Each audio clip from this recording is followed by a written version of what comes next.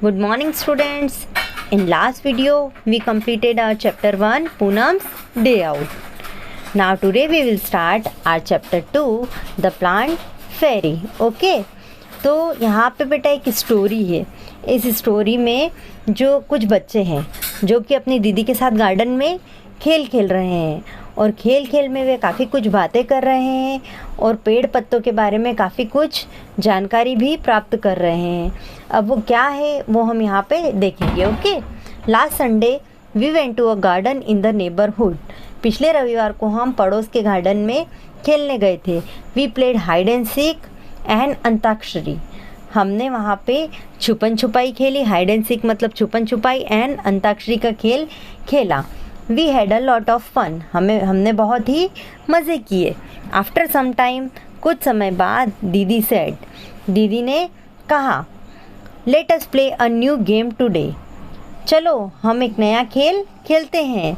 We had played this game in the camp last year.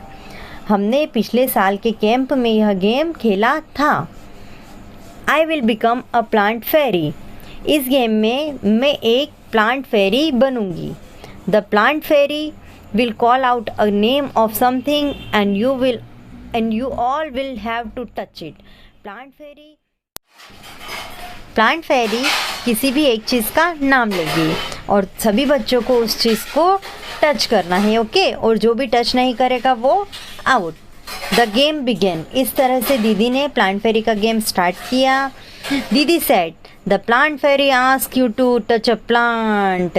दीदी ने कहा plant फेरी कह रही है कि किसी भी प्लांट को छुओ. At once all the children ran towards the plant.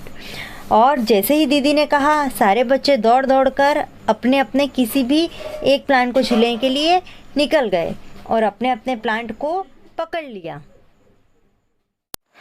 Amu had the marigold plant. तो जो अमू है उसने मैरीगोल्ड के प्लांट को पकड़ लिया.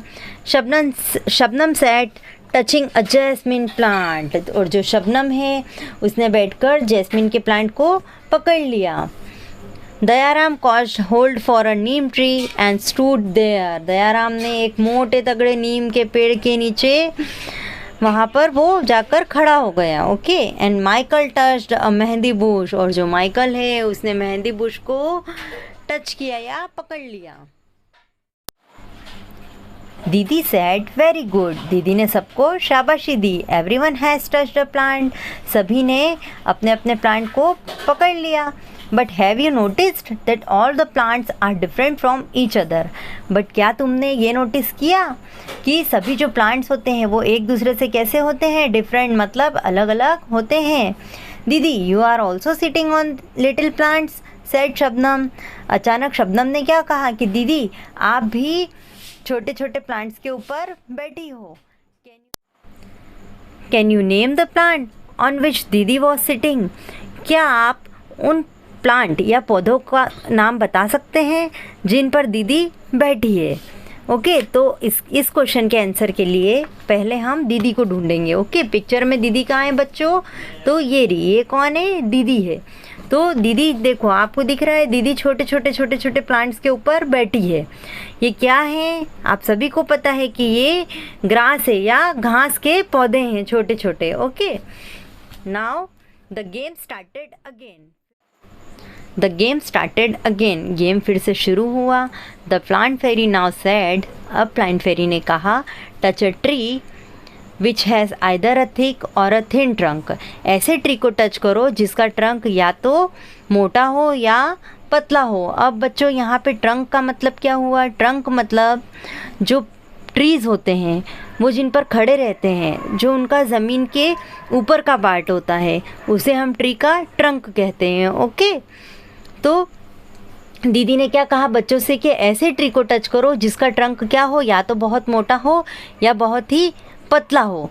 तो इस तरह से सभी बच्चों ने दौड़ करके ट्री के ट्रंक को ऐसे छूकर टच करके वो खड़े हो गए.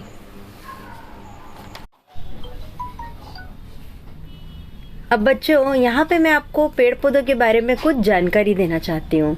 तो बच्चों जैसे हमने देखा कि सभी पेड़ पौधे एक दूसरे से उनके शेप्स में, साइज़ में, कलर में और हाइट में क्या होते हैं, एक दूसरे से अलग अलग होते हैं. है ना। तो इसी के बेसिस पे हम पेड़ पौधों को अलग अलग कैटेगरी में डिवाइड कर सकते हैं। ओके, जैसे जो फर्स्ट टाइप के प्लांट्स होते हैं वो उनमें क्या आता है कि जो लॉन्ग एंड स्ट्रॉन्ग होते हैं, मतलब जो बहुत लंबे और बहुत मजबूत होते हैं, और जिनके ट्रंक मतलब मैंने पहले भी आपको बताया कि उनके जो स्टेम होते हैं वो एकदम ब्रॉड काला भूरा रंग का उसका स्टेम होता है, उन्हें हम ट्रीज कहते हैं। जैसे हम सभी ने मैंगो ट्री देखा है ना, नीम ट्री देखा है, पीपल, बनियान ट्री, ये सभी किसकी कैटेगरी में आते हैं? ट्रीज की कैटेगरी में आते हैं।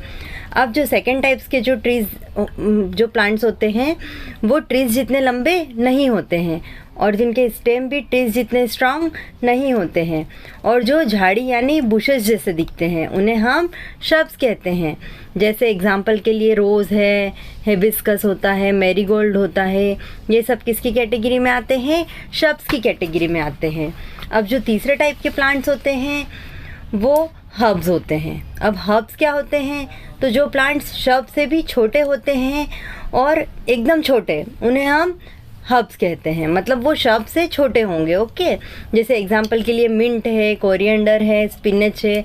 आपने देखा है कोरिएंडर, धनिया, वो पत्तों के रूप में लगता है एकदम छोटा। स्पिनच, पालक, एटेक्स्ट्रास, और इनके स्टेम ग्रीन एंड चिकने होते हैं एकदम। तो वो कौन होते हैं? वो सभी प्लांट्स हर्ब्स की कैटेगरी में आते हैं। ओके, अब नेक्स्ट टाइप के जो हमारे प्लांट्स होते हैं वो क्लाइंबर्स होते हैं। ओके, तो अब क्लाइंबर्स क्या होते हैं? ऐसे प्लांट्स जो स्ट्रेट खड़े नहीं होते हैं, जिन्हें सीधे खड़े होने के लिए किसी न किसी सहारे या सपोर्ट की ज़रूरत होती है, क्योंकि इनके स्टेम बहुत ही वीक या कमज़ोर होते हैं। तो ऐसे प्लांट्स किसकी कैटेगरी में आते हैं? क्लाइंबर्स। जैसे इसका एग्जांपल है मनी प्लांट। तो बच्चों, मनी प्लांट हम सब ने देखा है, वो हमेशा किसी न किसी सपोर्ट की हेल्प से ही सीधा खड़ा होता है। ऐसे ही जो पी प्लांट होता है, ओके, तो ये सब क्लाइंबर्स की कैटेगरी में आते हैं। अब जो हमारे लास्ट टाइप के प्लांट्स होते हैं वो होते हैं क्रीपर्स, क्योंकि कुछ पौधे ऐसे होते हैं जो ज़मीन के सहारे से ही लग जाते हैं, ज़मीन में ही बढ़ते हैं। तो वो सब किसकी कैटेगरी में आते हैं? क्रीपर्स की कैटेगरी में। जैसे वाटरमेलन हम सब ने देखा है, तरबूज की बेल, तो तरबूज हमेशा ज़मीन के ऊपर पूरा फैल कर लगता है। पम्पकिन, एटेक्स्ट्रास।